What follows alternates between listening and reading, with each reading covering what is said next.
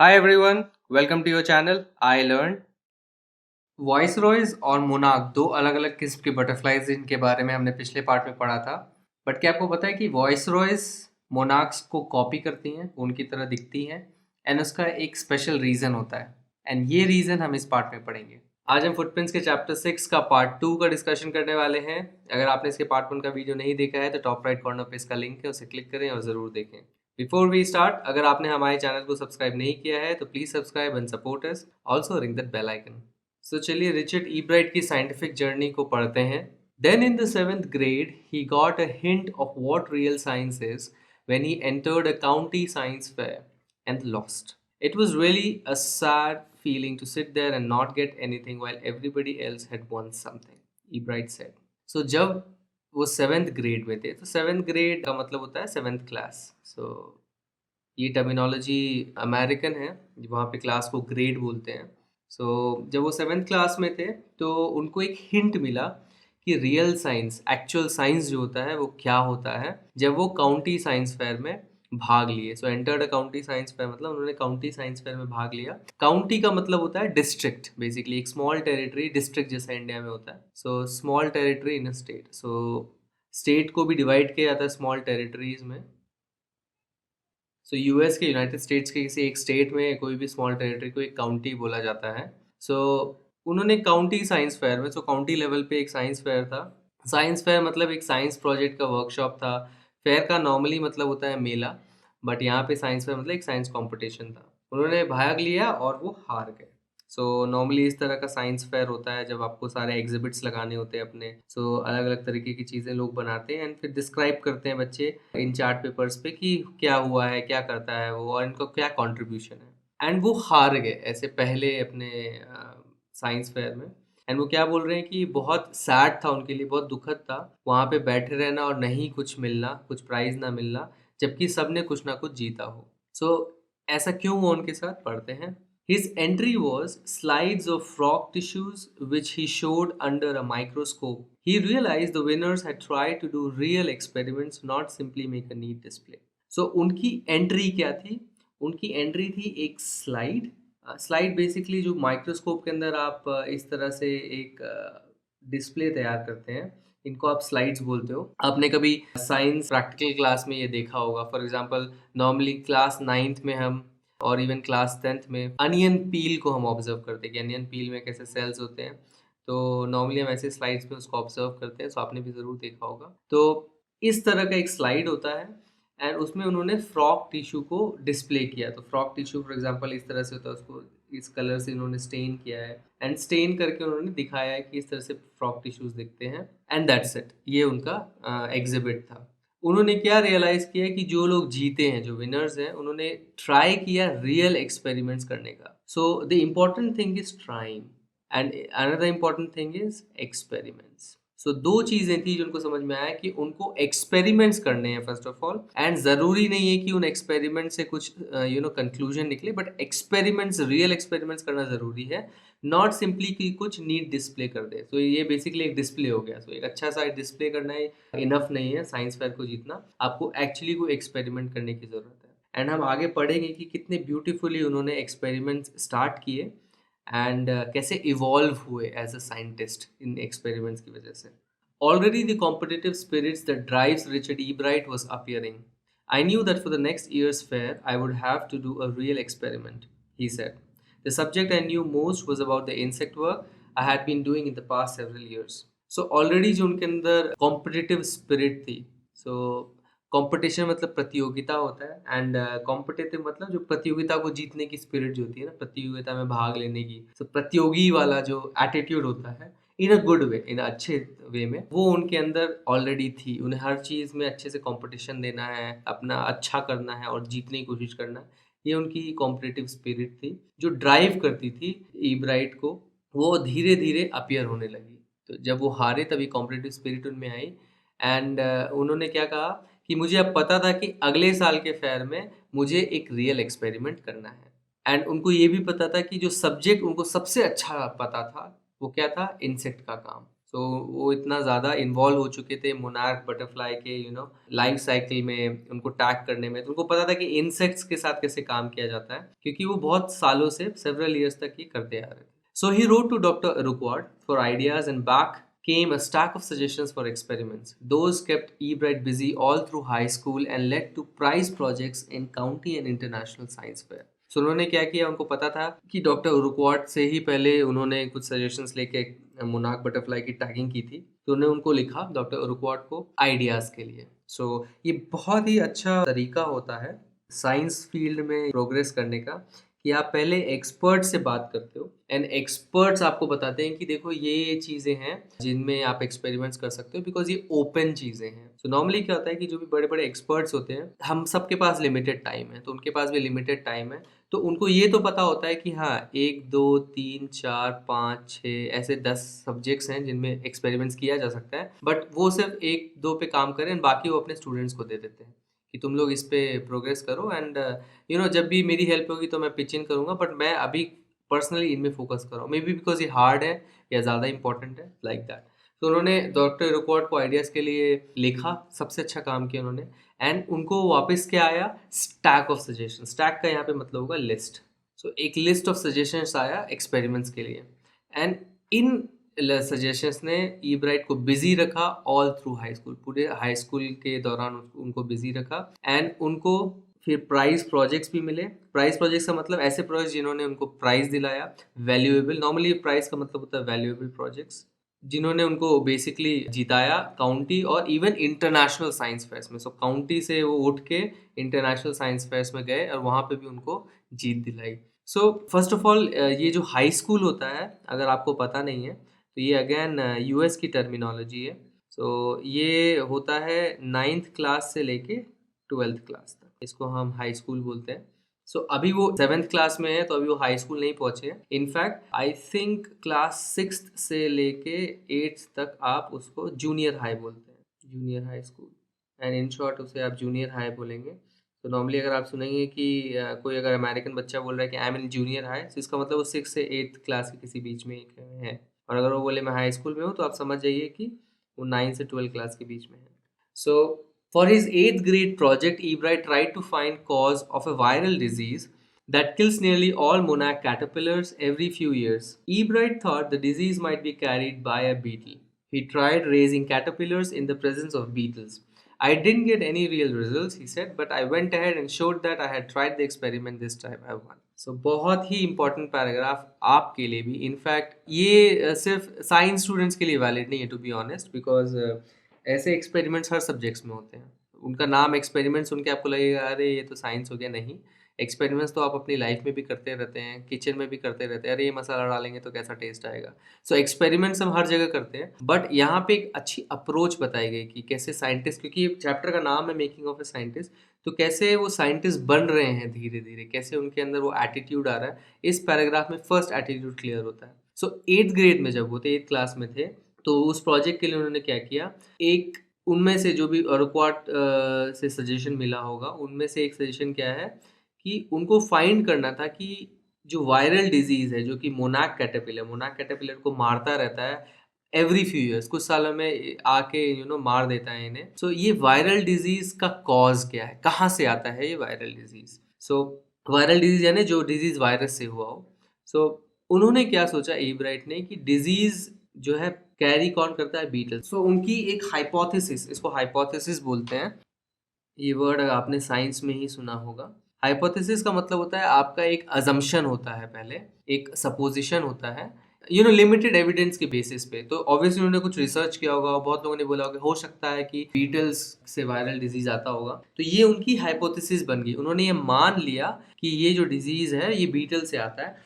अब ये इसको या तो प्रूव करेंगे या तो डिसप्रूव करेंगे, या तो इसको बोलेंगे कि हाँ ये हाइपोथेसिस सही है, या इसे डिसप्रूव करेंगे। एंड बिलीव मी, दोनों इंपॉर्टेंट होते हैं। अगर आपने प्रूफ कर दिया तो भी आपका प्रोजेक्ट वैल्यूएबल है, आपने डिसप्रूव कर दिया तो भी प्रोजेक्ट वैल्यूएबल है। क्यों? अगर आपने डिसप्रूव कर दिया तो अगले साइंटिस्ट या अगले पर्सन जो इस चीज़ पे काम कर रहे हैं, उनको पता होगा कि मुझे इस लाइन पे अब काम नहीं करना है, क्योंकि किसी ने ऑलरेडी बता दिया है कि इससे नहीं होता है। तो तो आप किसी और का टाइम भी सेव कर रहे हैं। भले ही आपको कॉज नहीं मिला, बट आपने हजारों पॉसिबिलिटीज में से एक कॉज को खत्म कर दिया। तो दिस इज ऑल्सो इम्पोर्टेंट। तो इन्होंने क्या किया, ये अजम्पशन लिया, एक हाइपोथेसिस ली कि ये जो डिजीज है बीटल्स, तो ऐसे जो बीटल्स होते हैं इनमें से आती है। सो उन्होंने क्या किया, पालने की कोशिश की कैटरपिलर्स को बीटल्स के साथ, in the presence of beetles. तो ऑब्वियसली अगर बीटल से वायरस आता है तो वायरस इन छोटे कैटरपिलर्स को लग जाएगा और ये मर जाने चाहिए। I didn't get any real results, तो उनको कोई भी रिजल्ट मिला नहीं जिसको वो प्रेजेंट कर सके। But I went ahead and showed that I had right. But उन्होंने क्या किया, आगे बढ़े, वेंट अहेड एंड उन्होंने दिखाया काउंटी फेयर में कि मैंने ये एक्सपेरिमेंट ट्राई किया एंड वो जीत गए। इंपॉर्टेंस यहाँ पे क्या चीज़ की है, एक्सपेरिमेंट्स की है, एंड क्या चीज़ की है, ट्राइंग की है। ये दो चीज़ की इंपॉर्टेंस है जो इस चैप्टर के जरिए आपको बताना चाह रहे हैं। The next year, his science fair project was testing the theory that viceroy butterflies copy monarchs. The theory was the viceroys look like monarchs because monarchs don't taste good to birds. Viceroys, on the other hand, do taste good to birds. So the more they look like monarchs, the less likely they are to become a bird's dinner.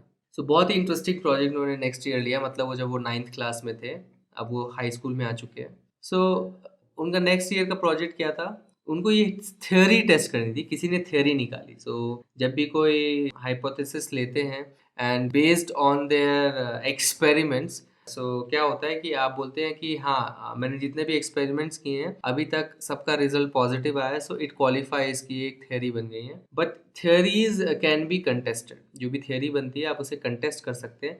जब तक कोई भी experiment उसे disprove ना कर दे तब तक वो थ्योरी वैलिड होती है। दैट मीन्स सबको पता है कि अभी तक ऐसा एक्सपेरिमेंट नहीं आया जिसने इसको डिस्प्रूव किया, लेकिन जब आ जाएगा तो वो थ्योरी फिर डिस्प्रूव हो जाएगी। सो वो क्या कर रहे थे, वो टेस्ट कर रहे थे इस थ्योरी को। सो इसको टेस्टिंग बोलते हैं, प्रूव डिस्प्रूव करने के लिए। कि किसी ने थ्योरी क्या निकाली कि जो वाइसरॉय बटरफ्लाईज होती हैं, सो ये वाइसरॉय बटरफ्लाई है, वो मोनार्क बटरफ्लाई को कॉपी करते हैं। सो अगर आप देखेंगे इस पिक्चर में, सो वाइसरॉय बटरफ्लाई और मोनार्क बटरफ्लाई को अगर आप मोटे तौर पे देखें तो बहुत सेम दिखेंगी वो, लेकिन ऑब्वियसली अगर आप उनको बहुत क्लोजली देखेंगे तो आप बता सकते हैं कि वॉइसरॉय बटरफ्लाइज के ये फॉर एग्जांपल इस तरह के पैटर्न्स होते हैं जो कि मोनार्क में नहीं दिखते हैं। एंड ऑल्सो वाइसरॉय बटरफ्लाइज थोड़ी छोटी होती हैं मोनार्क के कंपैरिजन में, बट अगर आप उसको ऐसे देखेंगे तो एकदम सेम दिख रहे हैं दोनों, कोई डिफरेंस नहीं दिखता है दोनों में। सो थ्योरी क्या है कि जो वाइसरॉय बटरफ्लाई है वो कॉपी करती हैं अपना जो लुक है मोनार्क बटरफ्लाई से। एंड थ्योरी रीजन क्या दिया गया उस थ्योरी में कि वो मोनार्क से इसलिए कॉपी करती है क्योंकि मोनार्क का टेस्ट अच्छा नहीं होता है बर्ड्स के लिए। तो जब बर्ड्स उनको खाती हैं तो उनको टेस्ट अच्छा नहीं लगता है और वो फिर खाना छोड़ देती है मोनार्क को। एंड वाइसरॉयज जो है ऑन दी अदर हैंड अच्छा टेस्ट करते हैं, तो अगर बर्ड उनको खा जाएंगे तो उनको खाते रहेंगे। सो वो क्या करती हैं, अपना लुक जो है मोनार्क जैसा बना देती है। तो जिस बर्ड ने मोनार्क को खाया होगा उसको पता होगा कि मोनार्क का टेस्ट अच्छा नहीं, तो वो वाइसरॉय को भी नहीं खाएंगे क्योंकि वो डिफरेंस नहीं बता सकती दोनों में। तो इस तरह से क्या होता है कि इनकी जीने की प्रोबेबिलिटी बढ़ जाती है। बट ऑब्वियसली इसमें एक खतरा मोनार्क को हो जाता है, बिकॉज अगर किसी ने बर्ड ने पहले वाइसरॉय को खाया होगा तो उसे लगेगा कि अच्छा ये तो टेस्टी होते, तो मोनार्क को भी खाने की कोशिश करेंगी। बट ऑब्वियसली सेकेंड टाइम जब वो मोनार्क खाएंगी तो उनको टेस्टी नहीं लगेगा। एंड देन ओवरऑल इफेक्ट ये होता है कि दोनों स्पीशीज जो है बची रहती हैं। So the more they look like monarchs, ज़्यादा वो मोनार्क की तरह दिखेंगी तो लेस लाइकली है कि लेस प्रोबेबिलिटी होगी कि वो किसी बर्ड का डिनर बने। Ebright's project was to see whether in fact birds would eat monarchs. He found that a starling would not eat ordinary bird food, it would eat all the monarchs it could get. Ebright said later research by other people showed that viceroys probably do copy the monarch. The project was placed first in the zoology division and third overall in the county science fair. So Ebright का project जो था उनको देखना था कि क्या in fact birds जो हैं मोनार्क को खाती हैं। तो इस थ्योरी को टेस्ट करने के लिए उन्होंने सबसे पहला स्टेप क्या लिया, उन्हें देखना था कि क्या रियल में बर्ड्स जो हैं मोनार्क को खाती हैं कि नहीं। सो उन्होंने क्या पाया कि एक बर्ड है स्टारलिंग, तो इस तरह का एक बर्ड होता है। ये जो बर्ड है ये नॉर्मल बर्ड फूड नहीं खाता है। तो ये अनोखा बर्ड है जो नॉर्मल बर्ड फूड नहीं खाते हैं, जैसे वर्म्स हो गए, कीड़े हो गए, बट ये सारे मोनार्क्स को खाता है। सो ये उल्टा हो गया। सो ये अकेला बर्ड है जो सारे मोनार्क्स को खाता है बट नॉर्मल बर्ड फूड नहीं खाता है। सो अब जब वो टेस्ट करने गए तो इससे उनका जो टेस्ट जो है फेल हो गया, बिकॉज इनको तो पहले चेक करना था कि मोनार्क्स को नहीं खाने चाहिए वो, तभी वो आगे बढ़ सकते थे। सो ये जो है उनका टेस्ट फेल हो गया। बट ईब्राइट ने कहा कि जो लेटर रिसर्च किए गए दूसरों के द्वारा, उसमें ये पता चला कि एक्चुअली में यस वाइसरॉय कॉपी करते हैं मोनार्क को। सो इनके एक्सपेरिमेंट से तो क्लियर नहीं हुआ, लेकिन दूसरों ने जो किया उनसे क्लियर होता है। बट फिर भी इनके प्रोजेक्ट को फर्स्ट प्राइज मिला जूलॉजी डिवीजन में एंड थर्ड ओवरऑल मिला काउंटी साइंस फेयर में। सो काउंटी साइंस फेयर के में भी अलग अलग डिविजन्स होंगे, zoology, botany, may be virology, अलग अलग टाइप के होते होंगे। एंड उसमें जूलॉजी डिवीजन में उनको फर्स्ट प्राइज मिला और ओवरऑल थर्ड प्राइज मिला। सो अगर आपको थोड़ा अगर इंटरेस्ट आ रहा है इस पर्टिकुलर चीज़ में, तो एक छोटी सी चीज़ आपको इन्फॉर्मेशन देता हूँ इस पार्ट के लिए कि यस, लोगों ने पता किया कि एक्चुअली वाइसरॉय कॉपी करते हैं मोनार्क को, बट उनको एक और ट्विस्ट मिला। ट्विस्ट क्या मिला कि एक्चुअली मोनार्क और वाइसरॉय दोनों टेस्टी होते हैं। मोनार्क और वाइसरॉय दोनों नहीं होते अच्छे खाने में। सो इनफैक्ट इनका टेस्ट भी अच्छा नहीं है, इनका टेस्ट भी अच्छा नहीं है। सो फिर क्यों कॉपी करते हैं वाइसरॉय मोनार्क को? वो इसलिए कॉपी करते हैं क्योंकि अगर बर्ड ने अभी तक मोनार्क बटरफ्लाई को नहीं खाया होगा, क्योंकि हमारी तरह तो उनकी नॉलेज सोर्स होती नहीं है कोई भी जानवरों की। ऐसा तो नहीं वो लाइब्रेरी जाके पढ़ लेंगे कि क्या खाना चाहिए क्या नहीं। उनको एक्सपीरियंस से ही आता है, या तो उनके पेरेंट्स बताएंगे या तो वो खुद एक्सपेरिमेंट करके एक बार मोनार्क खाएंगे, उन्हें अच्छा नहीं लगेगा एंड देन बाकी उसके बाद से कभी नहीं खाएंगे। सो वाइसरॉय को कॉपी करने से क्या फायदा होता है कि अगर किसी बर्ड ने मोनार्क को खाया होगा तो वो वाइसरॉय को कभी नहीं खाएगा, बिकॉज वो मोनार्क जैसे दिखते हैं। एंड इस पर्टिकुलर मिमिक्री में जिनकी पॉपुलेशन कम होती है, जो माइनॉरिटी होती है, उनको ज़्यादा फायदा होता है। बिकॉज पकड़े जाने की प्रोबेबिलिटी, अगर प्रोबेबिलिटी पढ़े होंगे तो पकड़े जाने की प्रोबेबिलिटी, क्योंकि पॉपुलेशन उनकी ज़्यादा है, मोनार्क की रहेगी, तो कोई भी फर्स्ट टाइम मोनार्क को खाने का ज़्यादा संभावना रहेगा फर्स्ट टाइम किसी भी बर्ड का। तो ज़्यादा स्टेक पे मोनार्क रहेंगे, लेकिन फ़ायदा किसको होता रहेगा? कम पॉपुलेशन वालों को, वाइसरॉय को। सो इस टाइप की मिमिक्री को, जब एक एनिमल दूसरे की मिमिक्री करते हैं जिसमें दोनों के कैरेक्टरिस्टिक्स सेम होते हैं, उसको मुल्लेरियन मिमिक्री कहते हैं। सो अगर आपको और ज़्यादा जानना है और डिटेल में पढ़ना है इसके बारे में, अगर आपको इंटरेस्ट आ रहा है, बिकॉज मैंने जब इसको पढ़ा था मुझे बहुत इंटरेस्ट आया, तो आप इस चीज़ को गूगल कर सकते हैं। इसको बोलते हैं मुल्लेरियन mimicry. In his second year in high school, Richard E. Bright began the research that led to his discovery of an unknown insect hormone. Indirectly, it also led to his new theory on the life of cells. So, high school के second year में, so basically 10th हो गया ये, तो जब वो 10th class में थे, तो उन्होंने किसी चीज़ पे रिसर्च स्टार्ट की, जिसकी वजह से उन्होंने क्या चीज़ की डिस्कवरी कर ली? एक अननोन इंसेक्ट हार्मोन की। तो साइंस में आपने देखा होगा कि डिस्कवर्ड वर्ड बहुत यूज़ किया जाता है कि somebody discovered this। तो एक तो वर्ड होता है इन्वेंटेड, जब कोई कुछ बनाते हैं, एंड सेकंड होता है डिस्कवर्ड। एंड नॉर्मली आप देखोगे साइंटिस्ट को ज़्यादा डिस्कवरी से एट्रीब्यूट किया जाता है। द रीज़न इज़ कि वो इतने एक्सपेरिमेंट्स करते रहते हैं, उन एक्सपेरिमेंट से समहाउ कुछ अननोन चीज़ निकल के आ जाती है एंड वो उनकी डिस्कवरी बन जाती है। तो उन्होंने डिस्कवर किया एक अननोन, जो किसी को पहले पता नहीं था, ऐसा इंसेक्ट हार्मोन। एंड इनडायरेक्टली इसने क्या चीज़ की डिस्कवरी की या क्या चीज़ के लिए उनको आगे बढ़ाया? एक न्यू थ्योरी के लिए ऑन लाइफ ऑफ सेल्स। सो जिसके लिए उनको बेसिकली क्रेडिट किया जाता है, जिसकी वजह से वो फेमस हैं। उनकी एक नई थ्योरी लाइफ ऑफ सेल्स की इस पर्टिकुलर डिस्कवरी के बाद उनको पता चला। The question he tried to answer was simple: What is the purpose of the 12 tiny gold spots on a monarch pupa? Everyone assumed the spots were just ornamental, Ebright said, but Dr. Urquhart didn't believe it. सो जो list of suggestions और record से आए थे, उनमें शायद एक और suggestion था। क्या था कि जो मोनार्क के प्यूपा होते हैं, ये आपने देखा था पिछले पार्ट में, इनमें ये गोल्ड स्पॉट्स होते हैं एंड ये 12 इन नंबर होते हैं। तो यहाँ पे भी हैं, यहाँ पे भी है, यहाँ पे भी, ऐसे 12 इन नंबर होते हैं ऐसे गोल्ड स्पॉट्स। एंड इनका पर्पस क्या है? क्वेश्चन है कि ये क्यों होते हैं। सो बहुत लोगों ने क्या अज्यूम किया, क्या मान लिया, अज्यूम करना है ना, बिना प्रूफ के मान लेना। सो अज्यूम किया कि ये जो स्पॉट्स हैं ये सिर्फ ऑर्नामेंटल है, ऑर्नामेंटल यानी सिर्फ सजावट के हैं। बट जो डॉक्टर रुकवर्ट हैं, उन्होंने ये बिलीव कभी नहीं किया। तो उनका मानना था कि नहीं, इसका कोई फिक्स पर्पस है, हमें ये ढूंढना है कि क्या पर्पस है। To find the answer, Ebright and another excellent science student first had to build a device that showed that the spots were producing a hormone necessary for the butterfly's full development. So obviously इस question का answer निकालने के लिए उनको again एक hypothesis बनानी पड़ेगी। तो उनकी हाइपोथेसिस रही होगी कि यहाँ ये जो गोल्ड स्पॉट्स है, इससे कोई हार्मोन निकलता है जो कि बटरफ्लाई के डेवलपमेंट के लिए इंपॉर्टेंट है। बिकॉज जब कैटरपिलर प्यूपा में जाता है, तब वो बटरफ्लाई में एकदम से ट्रांसफॉर्म हो जाता है, उसके विंग्स आ जाते हैं, वो कम्प्लीटली चेंज हो जाता है।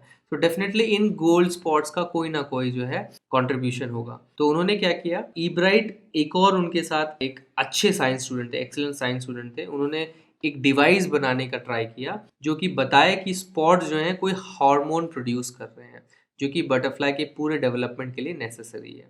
सो उनको कुछ डिवाइस बनानी पड़ी ताकि डिटेक्ट कर पाए कि वहां से कोई हार्मोन निकल रहा है। This project one Ebright first place in the county fair and entry into the international science and engineering fair. There he won third place for zoology.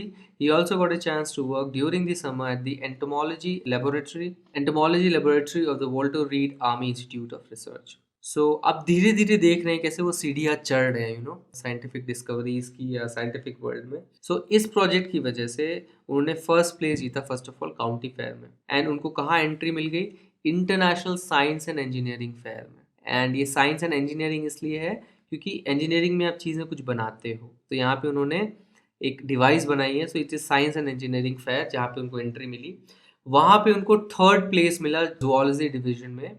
And उनको चांस मिला कहाँ काम करने का, समर में एज एन इंटर्न। नॉर्मली इनको आप research intern बोलते हैं। जब भी आप किसी इंस्टीट्यूट में काम करते हैं किसी साइंटिफिक टॉपिक पे, किसी रिसर्च पे, तो उनको आप रिसर्च इंटर्न्स बोलते हैं। तो वो as a research intern summer में एंटोमोलॉजी लेबोरेटरी में उन्होंने काम किया। एंटोमोलॉजी का मतलब होता है स्टडी ऑफ इंसेक्ट्स।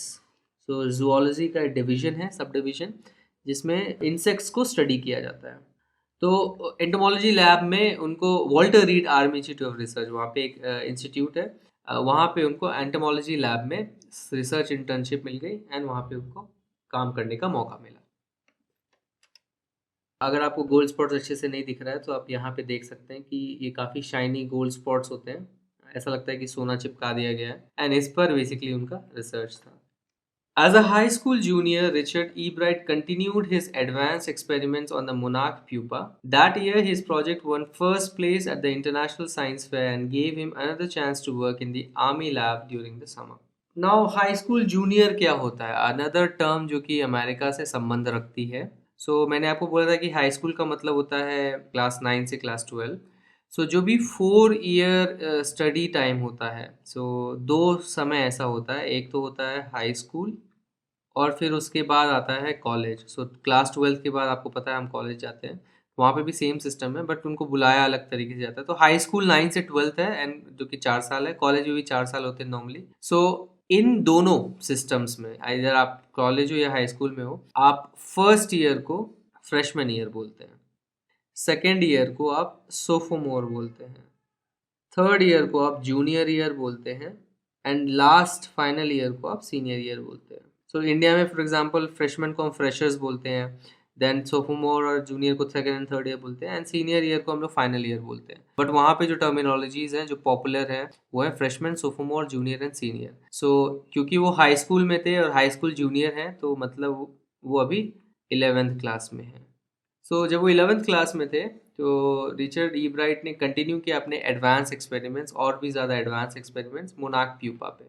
एंड इस साल का उनका जो प्रोजेक्ट है उसने फर्स्ट प्लेस सिक्योर किया इंटरनेशनल साइंस फेयर में एंड उनको दूसरा चांस मिला उसी आर्मी लैब में काम करने का। आप देखोगे कहाँ वो थर्ड आए थे एंड फाइनली वो जो है फर्स्ट आ गए साइंस फेयर में एंड उनको वापस मौका मिला इस लैब में काम करने का। एंड वो किस पे काम कर रहे हैं, अब उनको अपना एक एरिया मिल गया जिसपे वो और डीपली काम किए जा रहे हैं।